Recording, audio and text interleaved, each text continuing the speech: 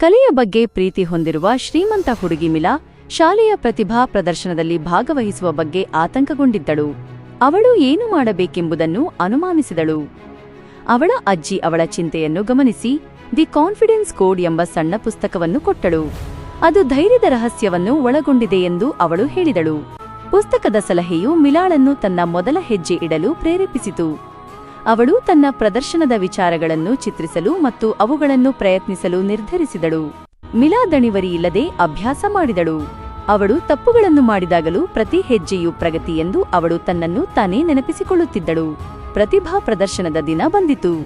ಮಿಲಾ ಆತಂಕಗೊಂಡಳು, ಆದರೆ ಆತ್ಮವಿಶ್ವಾಸವು ಕೇವಲ ಯೋಚಿಸುವುದರಿಂದಲ್ಲ, ಮಾಡುವುದರಿಂದ ಬರುತ್ತದೆ ಎಂದು ಅವಳು ನೆನಪಿಸಿಕೊಂಡಳು. ಮಿಲಾ ತನ್ನ ಅತ್ಯುತ್ತಮ ಪ್ರದರ್ಶನವನ್ನು ನೀಡಿದಳು. ಪ್ರೇಕ್ಷಕರು ಜೋರಾಗಿ ಹುರಿದುಂಬಿಸಿದರು ಮತ್ತು ತನ್ನ ಭಯಗಳನ್ನು ನೇರವಾಗಿ ಎದುರಿಸುವ ಮೂಲಕ ಆತ್ಮವಿಶ್ವಾಸವನ್ನು ನಿರ್ಮಿಸಲಾಗಿದೆ ಎಂದು ಅವಳು ಅರಿತುಕೊಂಡಳು.